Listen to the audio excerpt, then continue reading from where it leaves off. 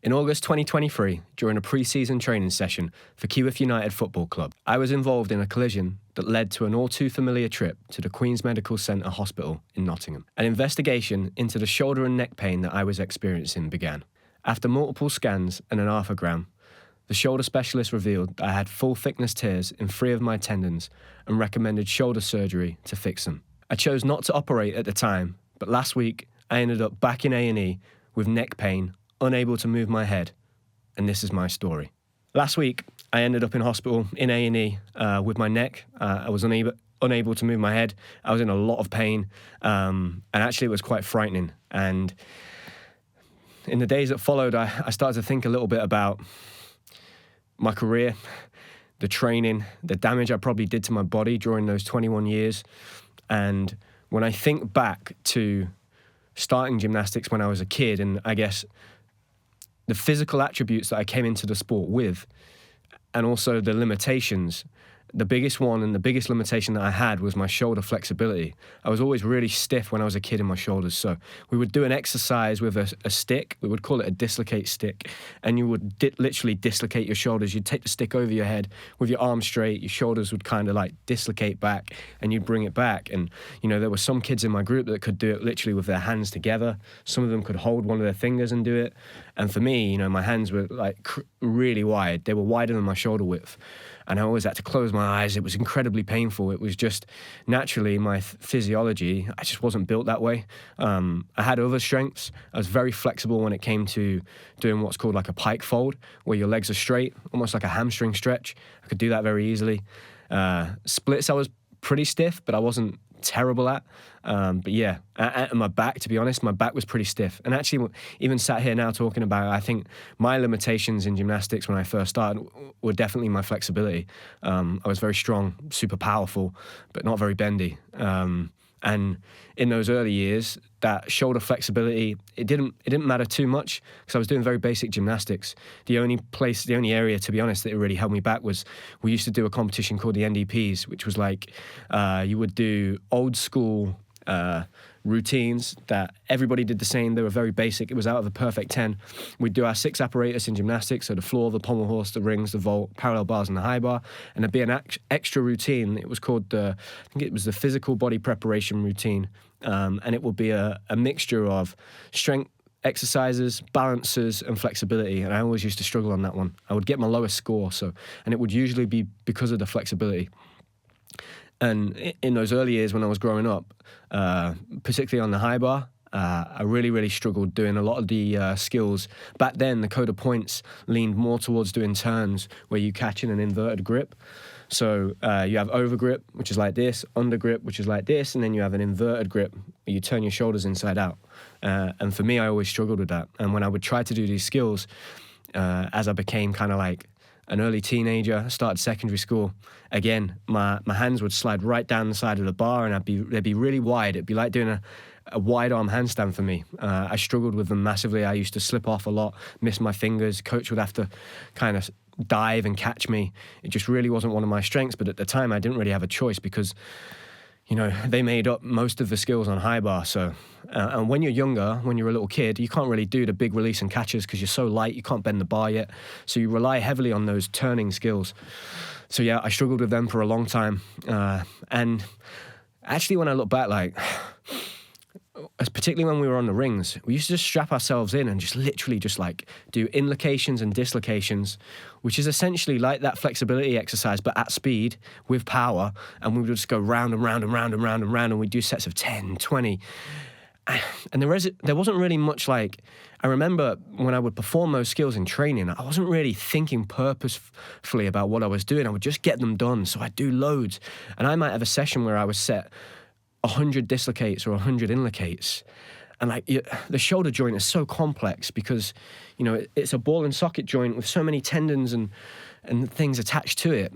And we would just literally just spin round. And I can't imagine the damage we were doing to ourselves at that age in the joint, the cartilage, everything around it, with no real thought about the future. And around that time, there was a coach that had come from Russia. He had also came from Sergei's gym in Vladimir. Nobody really got on with him very much. He didn't speak much English. He was quite an aggressive guy, to be honest. And I was learning a skill called a squat dislocate, which again, doesn't sound nice, does it? And actually there was a video where we were preparing for a competition that was potentially going to take place in Athens, and I was trying to do this skill. So you can actually go and see me try and do this. And, I'm actually doing the dislocate. You can find that on YouTube. If you type in Sam Oldham in Athens, you'll be able to find the video, and you can see the pain, and you'll be able to understand the exercise I'm talking about with the stick. But I was trying to do that, and what a stupid idea. Can't believe I even tried to do that in my mid-20s. But yeah, he would support me on a low bar. So a high bar that's on the floor, it's kind of got two weighted sides to it, and you would practice certain skills, so the turning skills where you try and catch in handstand. But he had me sat down in undergrip like this, and he would pull my feet towards the ceiling, and I had to dislocate, and I'd finish in that inverted grip in a handstand. I used to hate that exercise. I used to have to do like 10 in a row. And this one day, I don't know what it was. I think he was he always seemed to be in a bad mood. He just pulled me so hard, and I wasn't very heavy at that time. I must have been, 40 kilos maximum, probably less. And he's just yanked me up, and my shoulder just went like that and crunched. And ever since that point, I've always had real issues with my right shoulder. And at the same time, we had the local newspaper came into the gym, and they were doing a piece on me. I think I had just won the under-12 British Championships, and the head coach at the gym at the time, he asked me to do a crucifix for this newspaper. The guy was taking a picture, right? And I remember, I was 12 years old, right? There's not a lot of 12-year-olds that can do a crucifix on the rings. A cross is hard. When you do a rings routine, you have to hold each strength position for just 2 seconds, which is, it's a long time when you're performing it, but for somebody that's watching, 2 seconds isn't a long time. And I was holding these crucifixes for 6, 7, 8, maybe up to 10 seconds. I did 5 or 6. And he was asking me to do it, the coach, and, the newspaper guy doesn't mind. He's trying to get the right shot. And I can remember it being sore and hurting. And afterwards, Sergey was very, very angry. He was really angry that I had said yes to doing the crucifix, and very angry with the head coach. He didn't voice his concerns at the time because, that was their relationship. But that, again, kind of compounded that pain I had in that right shoulder. And, yeah, after that point, my teenage years were just riddled with problems with my shoulder. I continued to struggle. And as I was growing and I was getting taller, it became a real issue, to the point at which when I was 17, around the time of 16, 17, I would only really train on the rings 2 weeks before a competition. I didn't have it in me to train consistently over a long period of time for a full preparation. So I would literally just get to rings 2 weeks before a competition and start doing my routine. And because my routine was because I was well trained and my technique on rings was very good, never really caused me too many issues. It never resulted in too many issues on rings or mistakes in competitions. So I got away with it. But, you can't just train for 2 weeks on rings. And then as I started to get into my later teenage years, I had to start training ring strength. That was going to become a problem. So yeah, at 17, that was a real issue. I just couldn't take the load or the capacity on my shoulder at the time, but I wasn't really doing anything about it. I was seeing physios and they were telling me, look, Sam, you need to sort your posture out. You can see right now I'm sitting in front of the camera and my shoulders sat forward. They were saying this to me at 17, 18, and I was saying, it's fine, it doesn't matter. I'm just a gymnast. This is what all gymnasts look like. So they would give me exercises to correct my posture and to work on the stabilizing muscles in the back. But I'd do them for a week or two and I'd get bored. I wouldn't do it. I wasn't bothered. It wasn't, the way I saw it wasn't really affecting me now. I wasn't that bothered about my future at the time. 17, 18, you're just thinking about the present. I had so much training to do, 7 hours of training. I wasn't going to add another half an hour of rehab to that. So yeah, I chose to ignore a lot of the advice that was given by the sports science side. It wasn't a lot of advice. I didn't have a full-time physio. There was no one watching me in the gym every day. It wasn't necessarily explained to me in depth why this was important and how it was going to affect my later life. But I continued to keep damaging those shoulders and not doing the work on those small stabilizing muscles at the back to make sure I was in the correct posture, particularly when I was doing the actual gymnastic skills.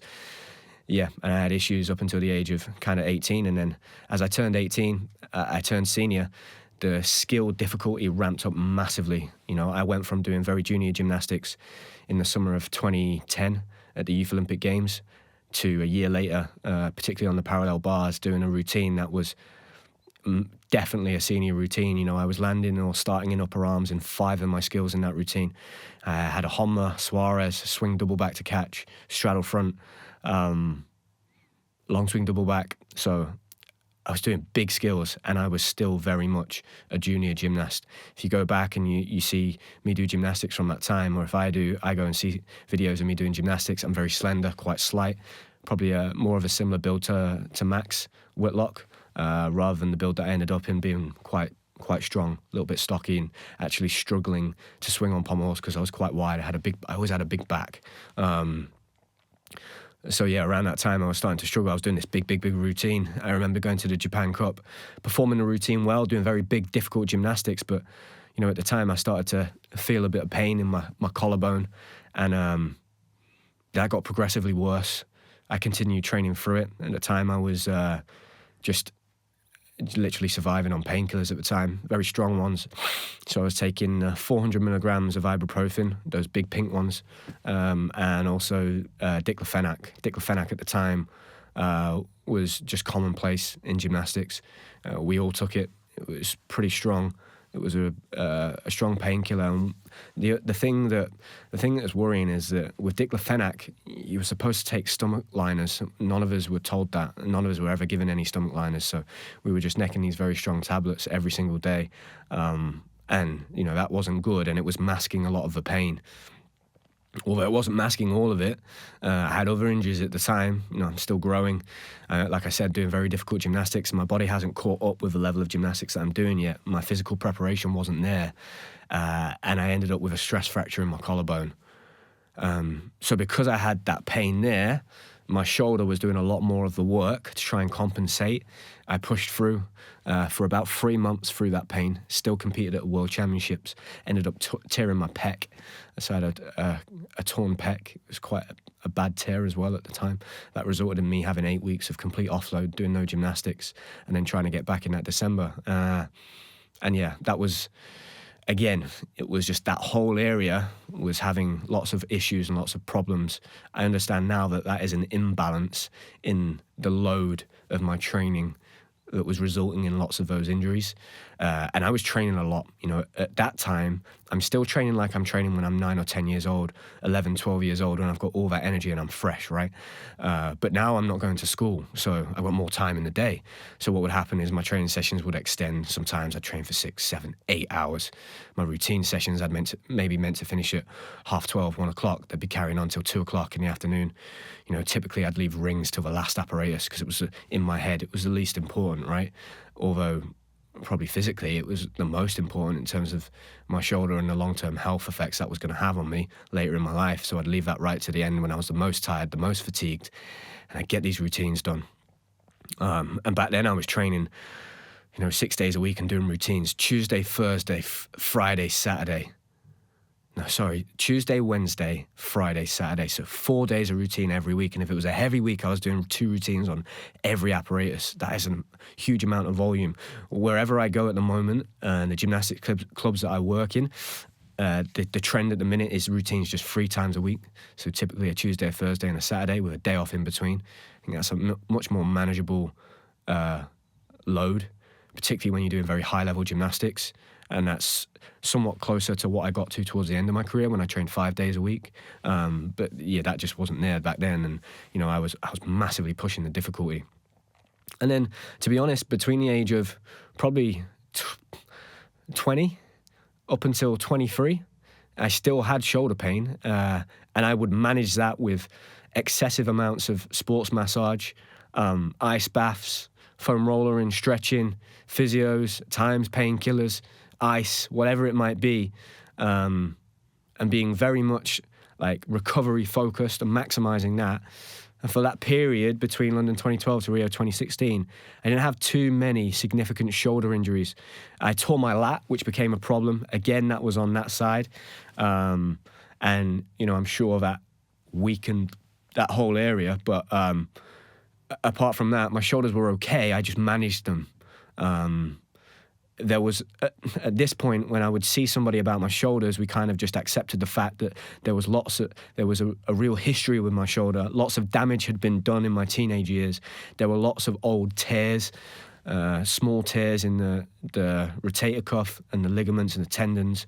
But it was manageable, and I was able to get through the training, and I had bigger fish to fry because I was dealing with my ankle at the time, having had that ankle surgery. And we really robustly, I put on a lot of strength, a lot of size, did a lot more rehab. There was a bigger focus on that. I took that seriously from the age of 20 until 23, particularly after my surgery in 2014 when I was 21, because I started to really respect the work that the sports science team did. So the physios and nutritionists, the sports psychologists, the strength and conditioning coaches, I respected their expertise and I listened to them. I opened my ears a little bit.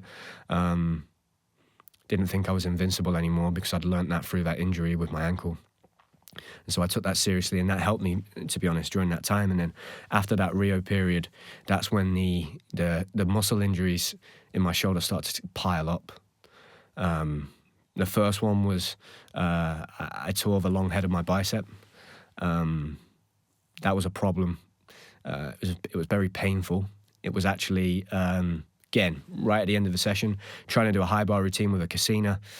To be honest, that summer I hadn't really trained properly. Physically, I wasn't the best prepared. I just kind of felt, well, look, I was almost ready for an Olympic Games, so I can have a bit of time off, I can relax, I can go out partying, take a break, and then come back, and I should be in shape still because, I was in almost the best shape of my life 2 months ago. But I probably took a few shortcuts, was trying to do these big skills. I think as well, because of the experience that I'd had, my self-worth was pretty low, so I didn't respect my body very much. I was quite happy to take big risks at that time because I was probably, to be honest, I was a bit reckless. That's the word that I would use. I was still very angry, very frustrated. Hadn't dealt with that period of my life and the experiences that I'd had. What happened to me was certainly a trauma, definitely a trauma, in a different way than maybe somebody passing away or you being in a situation where you have a serious injury. It was a different kind of trauma. I never dealt with that. And so sometimes I would go very gun-ho into training. I would take big risks at times when I shouldn't at the end of a session after I've been training for 4.5, 5 hours. And this one day I remember the lady that was giving me sports massage at the time, she was stood at the door waiting for her son to finish training, or her son had just come to training. She dropped him off and she was having a little look and watching because she was working with me closely at the time. And I hung off the high bar right at the bottom, tore off the bar on one arm, and my shoulder went, and she saw it. It was very painful, and that's where I tore the long head of my bicep. And I had scans on that. They scanned it. Nothing really came up. We kind of went for the approach of just time off, rest, a bit of rehab. And then I ended up competing in a competition very early in that year, in like February. Still not right. It was the American Cup. If you go and watch that competition, it's on YouTube. You can see the video of me competing on the rings, and you can tell my right shoulder is still not okay. The routine was a little bit easier. Actually, the routine was pretty good. It was a bit of an easier routine, but I was in a lot of pain. I mean, I say it was good. It was a struggle for me to do crucifix. It was a struggle for me to train on the rings. I had to really focus for that routine. I was doing very limited training outside of the actual routines where I was putting my hand up. So on the days I didn't have routines, I wouldn't train on rings. That's also pretty commonplace for senior athletes. But, at the time I was still quite young. I just turned 24. And, that lingered on. And then I continued to have more injuries. So more tears in those shoulders. And I think that really culminated with the neck injury I had in 2019. So what started to happen in that year, in the first 6 months of that year, is that I would get quite a lot of neck pain, and it would almost be like when you have a trapped nerve and you wake up and you've slept funny, you can't move your head. But they would be pretty serious. They would last for a couple of days. I genuinely wouldn't be able to move my head. There's actually one of those instances we have on camera. I was in the gym, I was on floor. It was quite a cold day, I think. It was early on in the year. I did a tumble and my neck just went, and I couldn't move my head. I knew straight away. I put my hand on the back of my neck. Sam was there filming. We had to finish filming. I went home, and that happened multiple times. The one time it happened when it was the worst, I literally couldn't drive. I couldn't move my head I couldn't move my eyes, just my irises from left to right. It was painful, excruciating pain. And at the time I was under a lot of pressure to still compete, still keep my place on the squad.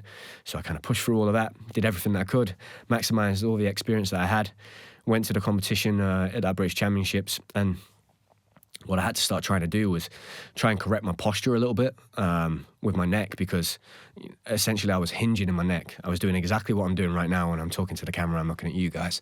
I'm sat with bad posture on my neck's like this. And so I had to kind of sit back, lengthen my neck, stretch it out, because all those kind of like the discs, I guess, in your neck were like compressing, and it was giving me a lot of pain. So it was all compounding. It was like this crescendo of everything that had happened over the whole period of my life, back from when, you know, the coach had yanked my shoulders and I'd done the crucifix for the cameras, and, you know, just doing those sets of inlocates hundreds of times forwards and backwards and not really thinking about what was going on. And nobody, you know, in a position of, you know, I guess nobody in a coaching position was even thinking about that or worried about it either, even though it was pretty obvious, right? Because the senior gymnasts at the time, all their shoulders were just shot to pieces. So, you know, you could have probably looked at that and back-engineered what was going on and maybe reflected, but I guess those guys didn't have much education in terms of the sports science either at that time. The sport was very much amateur in the early 2000s still. And so this crescendo kind of just ended up with me being in so much neck pain that I just couldn't train. And I would come to the gym and I'd try to run around the floor and boom, I'd be back, couldn't move my head again, and go home. Sometimes I'd just sit in my car on the side of the road, just waiting for it to calm down just a little bit so I could just drive home. A lot of the time I'd end up walking to the gym. I'd try to warm up. I wouldn't be able to do it. I'd go to David Lloyd. I'd just sit in a sauna. That summer is when I went to see the doctor about this, tried to get on top of it. It was like, look, this is just not sustainable. You know, I don't know what's wrong, but it seems pretty serious. And, you know, what's interesting, around the same time, Niall Wilson was having his neck issues. And yeah, they kind of coincided, but for some reason I never really communicated with him. I asked him about what was going on with him, but ultimately what basically was going on was that I was in the early stages of what ended up resulting in neck surgery for Niall. So I had a bulging disc in my neck. It was compressing on the nerve that runs down the right-hand side of my body. And I just couldn't sleep. I couldn't sleep, man. Like, it was awful. And like, you know, I know now, being a dad and not sleeping with Ozzy, like the damage that does. And I look at athletes now and I'm like, God, how are you a dad and not sleeping and then still training? Like, I don't know how you do that. I was also, you know, not well. I was very unwell. I had a real mental illness at the time. My depression, my anxiety was very bad, although it hadn't been diagnosed yet, and I didn't have any kind of understanding of that, what that meant, and the effect that was having on me physically, emotionally, mentally, in all areas of my life. And it was through scans on my neck and then seeing a doctor about my neck that my mental health issues came to light. They all coincided, and I spent the next 6 months just trying to almost retrain myself to have good posture, lengthen my neck, and incredibly it worked. And I genuinely didn't think at times this was ever going to be okay. Like, I literally would lie in bed staring at the ceiling at 3 o'clock in the morning, just waiting for the sun to rise, having known that I've not slept at all, and just absolutely petrified about trying to go to the gym and not being able to do anything again. And it was just awful, man. Like, I was just lonely. I was desperate. I just wanted the pain to go away. Not only did I have this pain in my neck constantly, and it was my neck down into my shoulder, because that nerve runs right down into your fingers. And at the time I have bad circulation anyway. I had very, very low body fat. Even now as a retired athlete, my body fat sits at about 7. But on that right-hand side, I get pins and needles. I have bad circulation. My fingers get cold. And it's worrying, right? It's your neck. Like, it doesn't matter how tough you think you are and how much you kind of neglect your body. You know the word neck is serious. And you're thinking, wow, like, what happens if this is my end of my career? I'm 25, 26, maybe I do gymnastics for a few more years. I've got to have my neck like this for the rest of my whole life. That becomes a little bit more real and a bit more frightening when your career starts to be on the tail end and you're on the decline. And anyway, I did everything the doctors and the physios told me to. I was able to, because I'd been on the GB squad for so long, I was able to have access to 6 months of physiotherapy treatment. I was referred to the mental health clinic, so I got therapy through that. I was able to see doctors and get scans, so I really maximized that 6 months. And I was very lucky because I only had a few days and a few weeks left to go before, so I could essentially initiate that and activate it and have that access to those 6 months. So I'm really grateful for the people at the time. The doctor, I had a doctor called Kate. She was amazing, and physios that had worked with me for a number of years that really helped me during that period of time. And I was able to get those scans. And we got on top of it, and I lengthened my neck. And, after that, you would always see me walking around like this. And every time I see myself in a mirror, I'd check my posture, make sure I was sat upright, and I'd work on those stabilizing muscles, and it helped, made a big difference. And, for 2.5 years after that, up until my final competition, it really did seem to work. And I was surprised it was working. I have to say, I was surprised it was working, but I stuck to it. I kept with it. I did all my rehab, the stabilizing exercises, the stability work. I do a lot of work on an exercise board, just working on that stability. Kind of the area that was very difficult for me on the rings, because I just didn't have that stability. I didn't necessarily know the complete extent of the damage at the time, because I was very frightened to get my shoulders scanned. I was really frightened and worried what they would pick up. I think deep down I had a gut feeling that there was some real issues, and I just didn't want to have surgery, man. I'd heard from people that shoulder surgery was complicated. It didn't always work. Some of my friends had shoulder surgery. Luke Folwell's just been on the podcast. He had to have shoulder surgery, and it didn't necessarily work straight away. If I remember correctly, I think it was quite complicated. It was a bit difficult. I didn't fancy that. I'd done that with my ankle. I didn't want to do it again. I was 26, 27 now. I knew that a surgery meant that was it, because, if they say 6 months, it means 12 months. And then getting back to competition means 2 years. I just didn't have that time anymore, And, maybe that was a bad decision at the time, and I should have gone down that route and really explored all avenues. But I just wasn't in the right place to be doing that. I think that would have just... I genuinely don't know if I would have been able to completely handle that. I just don't think I would have.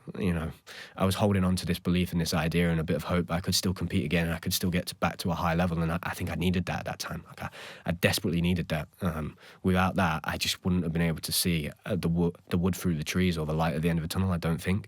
And that coincided with my mental health issues would have just been an absolute nightmare. So, I needed that hope, and it probably wasn't the best thing for me physically in the long run, but at the time I kind of needed it. And after those 6 months, I was left to my own devices, so I was trying to remember everything I'd learned from all the physios and sports psychologists and strength and conditioning coaches and doctors I'd ever worked with, and put that all into practice. And I came very, very close to getting to my last competition at the British Championships and competing on 6 apparatus, which would have been an unbelievable achievement. I think the fact that I got within 2 weeks of doing that was amazing in itself.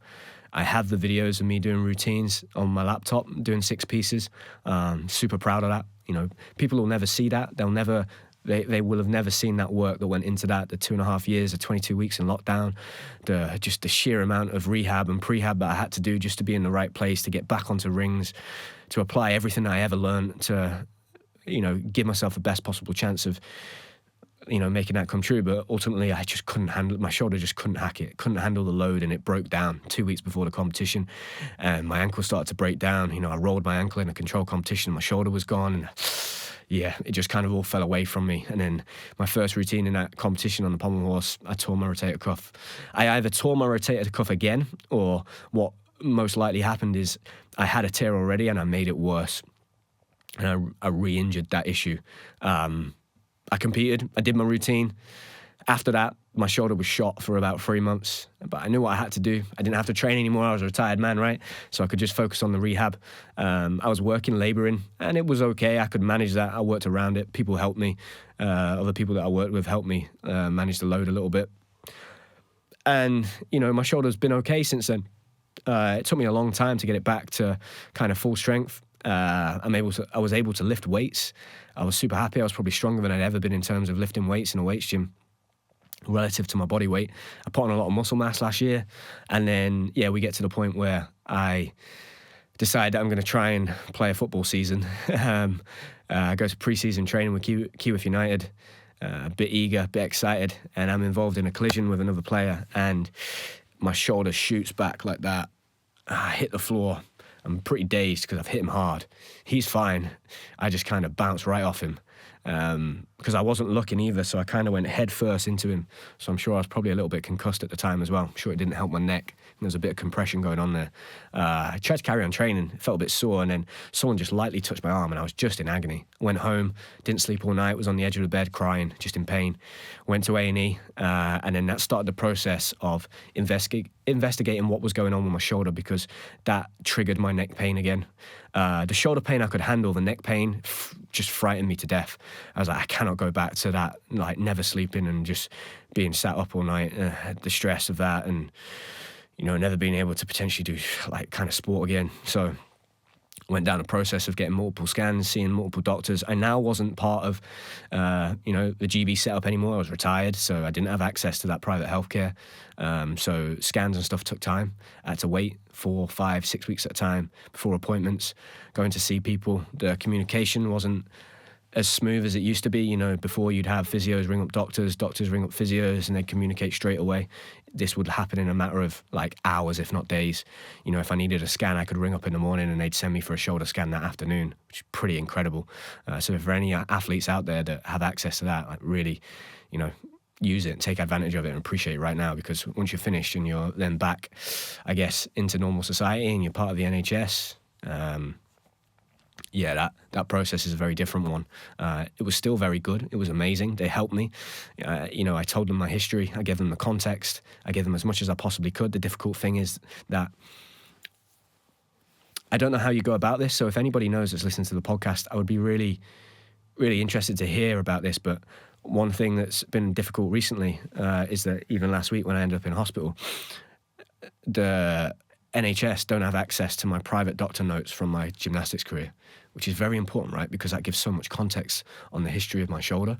And so I think that's definitely one thing I might recommend to British Gymnastics, sports science team there, is if you have an athlete that's going to retire, as part of their retirement and their transition period, I think that all your doctor's notes should be passed over to the NHS. So they're available in the system. So if you end up in A&E, and it's because the reality is, if you've been doing gymnastics for 20 years at the very highest level, there are going to be injuries that are going to affect you later in life. There's no way that there's not. It's such a high impact sport, even though it's not contact with another human. I treat it as contact sport because you're contacting apparatus constantly. It's a high impact sport, and the chances are that you are going to have recurring issues with past injuries that you had whilst you were representing your country at the very highest level. So I think at the very least, those doctor's notes should be passed over to the NHS so that that's communicated and they can get those up straight away on a computer screen and they can see the past history, because it tells its own story, right? I've sat here today and told you the story and the backstory of my shoulder and why I'm at the position that I'm in right now. And I think that's very useful for medical professionals to be able to see if you are going into hospital and you require scans or potentially surgery. You need to have all of that back history in that context. It's super important, and I think that's one thing that should be added into the process of transitioning out of the GB setup and the GB team when you retire. It's a no-brainer. It might have been something that no one's thought of, so yeah, that might be why that doesn't exist at the moment. But I definitely think it's something that would be really, really useful in the future, and it's just part of that well-being and looking after the athletes. You take care of those athletes, even when they retire, they'll help you and they'll give it back tenfold, because they'll feel obliged to support the sport and give back. So that's something that could definitely be improved. And yeah, I went through those scans, and the shoulder specialist, he came into my final meeting, which was, I think it was at the very beginning. It was at the end of last year, and he basically said, "Look, Sam, we find quite a lot of damage, and you have a full thickness tear to your infraspinatus, your supraspinatus." I was like, wow, okay, what does that mean? Can you explain it to me? He's like, well, it's pretty remarkable that you're able to compensate, that you were able to compensate with these injuries during your career and still perform, that you're able to still go to the gym and lift weights now. And basically the rest of your muscles and the rest of your body has just learned to live with it, and it's managing it, but it's working around those weaknesses. And a full thickness tear is essentially, he said that if this is your tendon, I could put my finger through the whole way through. I was like, oh, right, that doesn't sound too good. And he was like, right, I want you to come back again. We're going to have another appointment, and I'm going to bring in the top shoulder guy at the QMC. He's going to have a look at it. I'm going to talk to him. I'm going to see what we're going to do, and we'll make a plan. So I come back, have my next appointment. There's now 2 people in there, the shoulder specialist and the top guy at the QMC. And the top guy says, look, Sam, we've actually found, looking at your scan results again, I had another look, we've actually found that you've split the head of your bicep, so it doesn't sit where it needs to, it's not attached. Again, you kind of have found a way to work around that. That's probably why your shoulder sits far forward like this. And if you look at my two shoulders when I'm in the gym, we've just recorded a new vlog in the gym, you'll be able to see it. My right shoulder sits a little higher and a little further forward. It just doesn't sit correctly. It doesn't sit normally. It looks a little bit odd. And that's probably because of that, obviously the history and the damage I've done to that shoulder, but certainly the head of that bicep, the long head of the bicep, it's not attached. It needs essentially reattaching. So I said, what does that look like? I kind of said, is there a way that I could rehab it and they'll magically, like, those holes will fuse back together? And he kind of laughed at me and said, no, they're broken, they need fixing. He said, right now we can fix them, but in 10 years' time, there's no guarantee that we'll be able to do that. The damage might have got even worse. It might be too extensive and you might be kind of left in a situation where we can't fix them. I was like, right, what would you recommend? And he said, I would recommend surgery. And I was like, surgery, wow, that scary word. I was like, well, I'm a gymnastics coach right now. I need to lift kids up. And I'm also just about to have a son. And there is no way that I'm going to be able to have shoulder surgery and rehab that back and having a son and not being able to lift him up and down. You know, it's turned out to be a very good thing because the way in which the Aussie was born and the traumatic event of his birth meant that in those first couple of weeks I was very instrumental, and I had to do a lot of the lifting when it comes to actually him and changing him and doing a lot of that because Coddy couldn't, you know, initially in the first kind of week or so. So it's a good job I didn't do it because we really did need me. You know, I had to be hands-on. So I sat down with them and he said, the top guy said, look, ultimately what's going to happen is you're going to be at a greater chance of struggling with arthritis in that shoulder when you get older. I just watched my granddad, you know, towards the end of his life, struggle with his shoulders completely deteriorating. There was nothing there. You know, he was in pain with them, in agony all the time. He couldn't really lift his arms up. And I was like, well, I don't want that for myself. You know, I've seen that play out. That's not fun. I'm only 31 right now. You know, if I'm in pain now and struggling now, what's it going to be like in another 10, 20, 30, 40 years? And he was like, look, I'm prepared to give you a 2-year open appointment with me. That means that if something happens in the next 2 years and you decide that you want to get the surgery done, you've got a direct line straight to me and I will do it for you and I'll fix your shoulder. I asked him how long we'd be looking at. He said, pretty straightforward. It'd be 6 weeks in a sling, 3 months of rehab. You know, I know from my experience that probably means 6 weeks in a sling, 6 months of rehab, maybe another 3 months of getting back to doing full exercise. It's obviously going to massively impact my ability to coach, lift gymnasts up. And at the time, I just felt like I can't do this right now. And I think a little bit I wanted to just put it to one side. I had bigger fish to fry, right? I was about to have a baby. There was a lot going on in my life externally outside of just my own issues. So I put that to one side on the back burner. But I felt confident in the fact that I had that open 2-year appointment. And last week, and that injury, I have to say, like, calmed down. I got back into the gym, been lifting weights again, been doing jiu-jitsu, which, you know, my big concern doing jiu-jitsu was, right, people are going to get me in chokeholds. Is that going to be a good idea with my neck? You know, I often come out and my neck is stiff and it's sore. And I asked the coach recently, is there anything I can do to strengthen my neck? And he said, not really. You just kind of have to, like, keep doing it and then you'll be able to manage the load. You'll get used to it.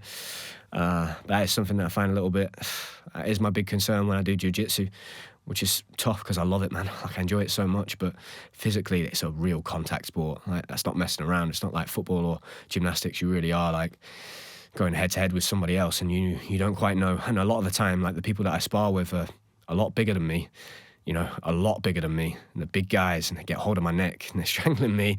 Like, yeah, I'm always tapping out. I'm very quick to tap out, but, you know, I'm not used to it and I can make lots of mistakes because I don't know what I'm doing. So, yeah, that does worry me a little bit. But, yeah, so I got back to doing everything like that, playing football again. My shoulder in itself, it would ache after I'd do different bits of, like, everyday type things. Like, I've been doing the garden recently, getting a sore shoulder if I've done work, but, you know, generally it would be okay. And then last week I woke up Tuesday morning and I felt stiff. It was that, maybe I've trapped my nerve. And sometimes it will go away, right? Like, it'll be a 6-hour thing or a day thing, and then you wake up next day and it's fine. But it got progressively worse throughout the day. The problem was I had a full school day event I went to the school. It was a bit stiff and sore. Had to do a standing back somersault. Did the standing back somersault, yanked my neck back, and then it got progressively worse throughout the day to the point at which, I was grimacing, closing my eyes, almost crying. I taught 250 kids to do forward rolls and cartwheels, demonstrated them. I was just in extreme pain. I couldn't hide it. The teachers noticed it. They were all asking me if I was okay, if I wanted any painkillers. I was like, yeah, I was fine. I promised to do that work. I'm going to do it. I finished the day, and then I rang Connie. I was like, I'm in agony with my neck. Something's happened. I'm going to drive home. I think I'll be okay. I managed to get home. It was a struggle. I was struggling to look in my wind mirrors. I got home, and by the time I got home, I was like this, and I just couldn't move my head. I was in a lot of pain. Connie, when she's nervous, she laughs. She was laughing at me. I was like, don't laugh. What are you laughing for? Like, this isn't good. I literally can't move my head. She was like, you're going to have to go to A&E. And I was like, can I not just have a hot bath and see if it goes away? I'm still hoping, crossing my fingers, it will go away. She's like, no, you need to go, because if you have to go in the middle of the night, that's going to be a nightmare if it's just me and Ozzy left on our own. So I rang my dad. I was like, Dad, can you drop me off at A&E? And at this point, I'm in extreme pain. And when I say pain, it's like a 9 or a 10 out of 10. Every time I move my head, it feels like that nerve is being compressed. Somebody's got a knife in the back of my head and they're just twisting it around. It's on fire. And every time my dad was going over a speed bump or changing direction, going around the roundabout, I was screaming. And I could tell he was panicking and freaking out because your neck, right? And I get there to A&E and I sit in A&E for 5 hours like this. I thought they'd see me pretty quick because it was my neck and I couldn't move my neck, but it was super busy. They were stretched as always, like it is now. I was fed up. I was like, I've spent too much time in this place, man, in the last 18 months since I got back from traveling. I'm sick of it. And I just sat there just very quietly. I got given some morphine and diazepam, which made a massive difference because I was in a lot of pain. Just sat there. Every time I moved my head just a little bit, because it's hard to sit there like this for so long and my muscles were tensing up and spasming. I just be that screaming pain. I squeezed my teeth and my jaw and closed my eyes, and that made a difference. The morphine and diazepam relaxed my neck. It was like a relaxant, so that started to relax, and then the morphine took the edge off the pain. I managed to finally see a doctor. And one thing that I do really well now is whenever I see somebody medical, when it's a doctor, I give them everything, all the context, so they've got as much information as they can. He again struggled to find the notes on my bulging disc in my neck, so he had to just take my word for it. And that's where I thought, oh God, why do the notes not get passed over, man? This would be so helpful in this situation, especially with my neck, right? Neck's serious. He said, look, Sam, I think it's a combination of lots of things. The old injuries, the fact that you're sleeping on a blow-up bed and you've not had much sleep for 4 months, probably the stress of that, being a new dad, managing work, those old injuries, you might have just slept on it funny and it's aggravated it and it's just kicked off. I am going to book you in to see this spinal clinic next week to take a look at that neck again, and I'm going to give you lots of painkillers. So he gave me codeine, diazepam, and naproxen. I also said to him, look, when I was 18, I got addicted to painkillers, although I didn't know that I was addicted to them at the time. This sounds like you're giving me a lot of painkillers. Is there any that I should be a bit wary of? He said the only one you need to worry about is the codeine. Only take it for its course, because you can become addicted to that one. Again, just gave him all the context. Don't mess around. Told him about my mental health. Again, he said, look, your neck could be related with your mental health if it's been tough at the moment. You've had a difficult year. And he kind of sent me on my way. He was very good, actually. He was brilliant. And I have to say, for all of those experiences in the last 18 months, as much as some of them have been tough, especially when we were in hospital for Ozzy in the time after he was born, was very difficult, and we had a bad experience. Some of the health professionals that I've seen in the last 18 months have been incredible, man. They've been absolutely amazing. So, those people are heroes, and he was amazing. He managed to get me up to the pharmacy quickly. He was very conscious that it was going to shut soon. I got all the medication, came home, but I decided I'm only going to take the naproxen for the inflammation. I don't want to take the diazepam. I don't want to take the codeine. I already felt high as a kite at that point. I was laughing my head off. My legs were vibrating. I felt like I always say when I'm been on heavy drugs for an injury, the feeling that I have of it is I feel golden. It's weird. It feels like everything's got a tinge of yellow and so I'm definitely a person that shouldn't experiment with drugs. Definitely not after my past experiences. So I took the naproxen for a day and then stopped. And And actually, next day, calmed right down. I was still stiff, but I could move my head a little bit. The Wednesday, I didn't have much to do. I actually cancelled my coaching at David Lloyd, much to the reluctance of me. Connie forced me to. I didn't want to do it, but I did it. It was definitely the right decision because I needed a whole day at home. I hadn't slept. I was, in that pain. And it was good I got a whole day with Ozzy, and that helped me massively. And then the next day I went into the gym. Told Josh, the boys were just getting ready for the British Team Championships, so there wasn't much coaching that I had to do. Didn't do any supporting, just sat there, kind of watched, analysed, gave some feedback. And then, it's just got better since. But I have my shoulder clinic after this podcast. I'm going to go to, the spinal clinic. Going to go there, see what comes of that. I'll take a look at it. But now I have a decision to make. And I think it frightened me, this.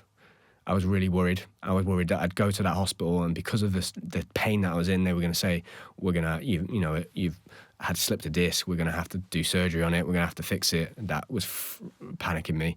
I'm happy it's gone away, but I'm not convinced and I'm not confident that this is not going to come back in some way, shape or form at some point, because it's been too many times now. I think there's a real weakness there, like a kink in the armour, and I think I'm going to explore that option of having surgery to fix the shoulder, because that damage I have on that right side must be a key factor in why I'm getting this neck pain.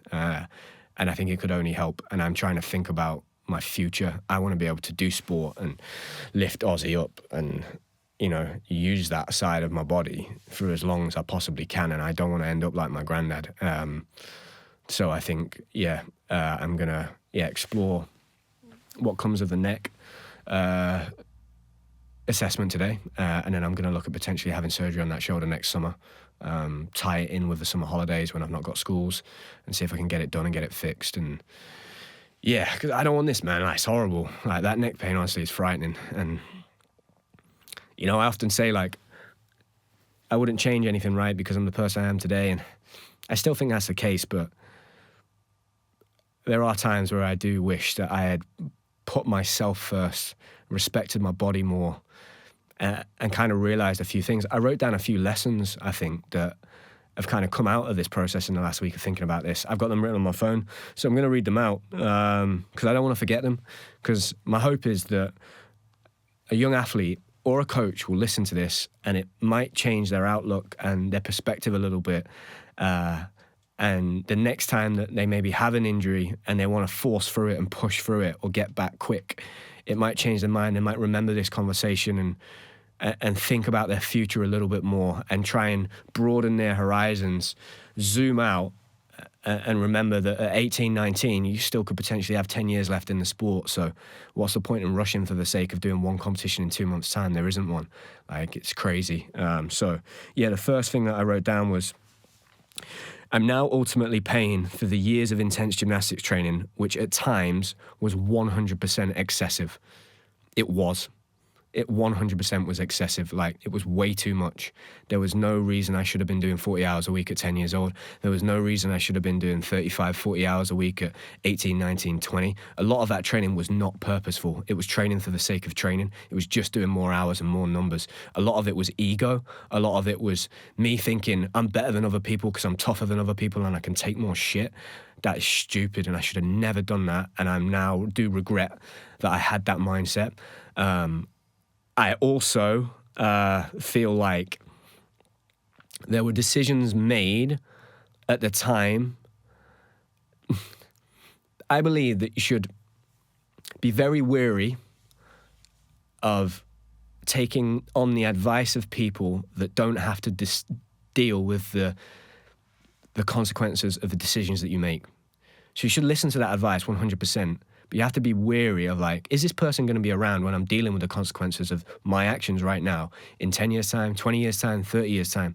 And the reality is coaches and support team and whoever it might be, they're not going to deal with my shoulder for the rest of my life. I'm dealing with it. And I made those decisions that were at the time, on many occasions, supported by coaches and support staff. But they were my decisions to make, but they weren't going to affect their future. They were going to affect mine, and they were going to have other athletes after me. That always happens, and I think at the time you feel like you're on this journey together, right? It's me and my coach, it's me and Sergey.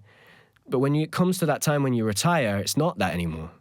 It doesn't follow you with the rest of your life. It's you and your body. And yeah, those decisions you make, like, do have a real impact, especially when you're doing a sport like gymnastics where you are training like 30, 40 hours a week. It's nuts, isn't it? That's mental. You say that to someone, they don't believe you. You can't compute that. You can't compute a 9-year-old training 40 hours a week. How does that work? Like, it just doesn't make sense, does it? But like, we really did that. We were doing that. And there was lots of us doing that. And yeah, I'm sure we all bear the bruises and scars from that. And so, yeah, I think that the training at the time was definitely excessive. And there's been a massive shift in that, for sure. I explained that guys typically only do routines 3 days a week instead of 1. That's a 25% reduction in the intensity of their training every week, right? That's a good thing. That's a positive thing. You know, I typically train, a lot of the senior athletes just train once a day. You know, most of the senior gymnasts back in 2012, around that time, were still doing 2 sessions a day, training 6-7 hours. Guys are just training 1 hour. They have access to a lot more recovery. They put a big emphasis on recovery now and resting. So do the coaches. They're more educated. So it is a completely different landscape right now. But at the time when I was younger and I was growing up, it was 100% excessive. And the training wasn't purposeful. It was training for the training's sake. It was training because if something went wrong, we would just do more. Rather than thinking about really analysing the skills and breaking it down, back engineering it, thinking about the biomechanics of that skill. So yeah, that was the first thing that I wrote down as a lesson. The second thing, my character and personality traits have always steered towards the extreme. I've always been like that since I was a kid. It was always excessive. So it makes sense in that training. And I think if you are an athlete or you are a person with those character traits, that means that you are a grafter and a hard worker, and you'll always do more. You'll want to do extra. You'll stay later at training. You need people that can pull you back and hold you back a little bit, because you're always going to push yourself, and you're going to push yourself harder than anyone else is going to push you. So you need the right people around you that can spot things that you can't see, and they can pull you back, hold you back, and make sure that you're not overtraining and burning out and overdoing it and putting yourself at risk when you don't need to. For me, you know, I know now that having been diagnosed with my obsessive compulsive personality disorder, it's obsessive, right? It makes so much sense that I was obsessive with my gymnastics training, obsessive with, you know, any element of my preparations towards my gymnastics career. They were always excessive, and it makes sense that I'm like that, right? It makes sense that I'm obsessive in the way that I prepare for things.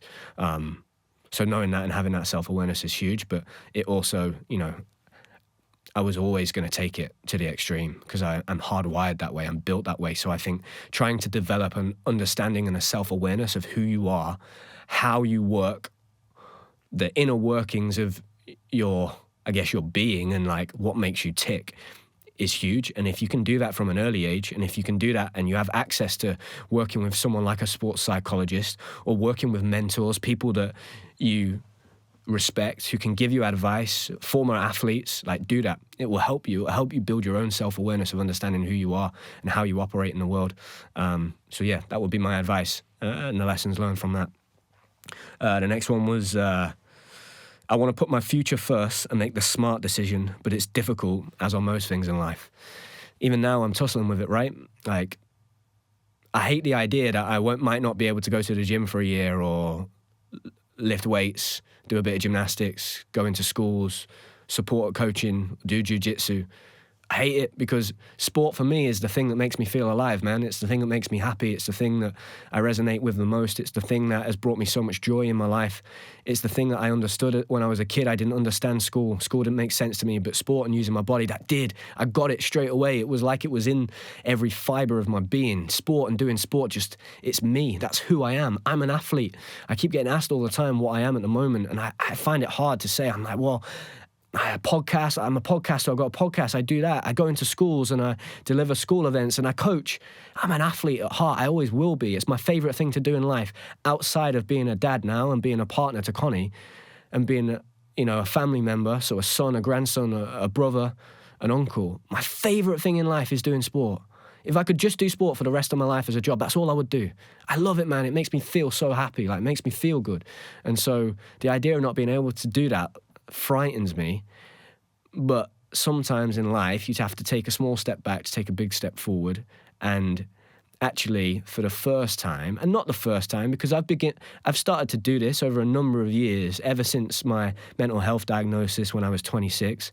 I want to put my health and my future health first, because it's a smart thing to do. And I want to learn from my granddad's mistakes. I want to learn from the mistakes I made in the past and not make that same decision again. Because if I do that and I'm in a position where I can't move my neck again in 5 or 10 years' time, and it's at a point where my shoulder can't be fixed, then I'm an absolute fool. So I'm going to do that, I think. I'm going to put my future self first.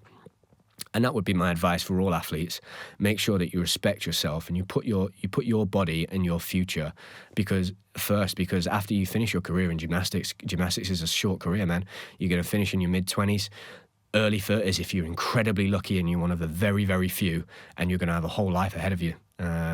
And right now, that might not interest you. You might be completely in the moment. That's what you need to be. But once you get towards the end of your career and you're 25, 26, and you're thinking about retirement, trust me, that becomes very important in a very short space of time. So make sure you're putting yourself first, and remember that not even your coach isn't going to have to deal with the consequences of the damage you do to your body while you're training when you're in your younger years and you're an athlete. That's going to be up to you to deal with for the rest of your life. So yeah, make sure you're putting yourself first when it comes to that one. Next one. You have to deal with the consequences that of the decisions you make in the long run. We've spoke about that, and I've already covered that. And so really taking that in. And then I guess the last thing that I've written down, and this is more of a positive one for me, I guess, is that my ankle was fixed. It was fixed when I had that surgery. The surgeon did an incredible job, and he fixed my ankle, and my ankle was an absolute mess. And after that, I went on to have a career that lasted... Wow, I mean, my career lasted for another 7 years in gymnastics, and I competed at the very highest level. Became very close to becoming a 2-time Olympian. Had some incredible achievements, became the English champion, finished 6th all around at the European Championships, medalled on floor at the British Championships, medalled at a World Cup event on floor, went on to win medals again at major championships. So I had an amazing career, man. Had an amazing ride, retired as a British champion at 28, all thanks to that surgeon that was able to fix my ankle, and the incredible support of the medical team around me. Also my own resilience, my ability to take on board everything that I was being told at that time, take a step back, appreciate that I didn't know everything. I wasn't a superhuman, and I had to try and do my very best to listen to everything that everybody was advising me at the time, and it worked. My ankle got fixed, so I'm able now to go about my everyday life. I'm happy, and I can play contact sport on that ankle. So that should probably be a sign to me that chances are that if I have shoulder surgery, it will fix it. And maybe I won't be in this pain anymore. And maybe that residual pain that I have all the time in my right hand, and the pins and needles that I get, and the coldness that I get in my little 2 fingers because of that nerve damage, maybe that will go away. Maybe it'll be fixed if I have that surgery right now. Maybe it'll be one of the best things that I ever do, one of the best decisions I ever make for myself. So, yeah, I think I have to use that as a real positive. And, yeah, draw from the fact that, lots of my friends have had shoulder surgery and they've gone on to continue. Joe Fraser, been on the podcast in the last 12 months, had that shoulder surgery, won the British Championships, British champion. So, yeah, use that, take those positives, and actually use it as a new challenge, right? Okay, if anybody's good at rehab, it's me. So, can I have this surgery and can I spend 12 months getting back and see if I can get back stronger and fitter than before? And maybe I'll have no pain when I come back and I'm doing exercise, and that would be an amazing thing. So, yeah, I hope you've enjoyed this episode today. Hopefully it'll be a very, very useful one for young athletes and young coaches alike, and also parents as well. Parents play a key role. Parents can definitely help advise their children, their young athletes, and also just be in the loop when it comes to the stuff that's going on in the gym and the injuries they have. I think quite often, kids can just kind of back their parents off to one side and, just listen to coaches and just listen to support team. But actually, the 2 people that are going to support you when you're finished and are going to deal with the consequences more closely than your coaches and the support team that you work with throughout your career are your parents. So, their opinion is really important. You should listen to that. And they'll always have your best interest. Out of anybody in the world, your parents, I know this now because I have a son, those are the 2 people that will always have your best interest at heart. And they'll always have your back. So, yeah, listen to your parents. I hope you've enjoyed this episode. Thank you, everybody, for listening. Thank you for the reviews that we had on the last episode. I picked a winner. Really cool. it was amazing to hear about his experiences. So I'm going to get that posted out to him. And again, you know, you can review the podcast for us. It's great. You can leave us a rating. We have 97 ratings now. It'd be great to get that to 100. If we could have 100 ratings on Spotify, that would be amazing. The same on Apple and on YouTube. You know, if you can like the video, make sure you subscribe. We're very close to releasing our first vlog again on YouTube. It's going to be a visual vlog. It's me back in the gym. I think you're going to enjoy it. Lots of the stories that we have in is essentially an extension of the podcast. And yeah, we're excited about it. It's going to be cool. We're going to follow my journey in the gym and out of the gym. And I'm going to get off now to the hospital again to have this appointment at the spinal clinic, see what comes of it. But I hope everyone has a great week. Thank you for supporting the podcast, listening to it. And I'll see you in the next one. Thank you.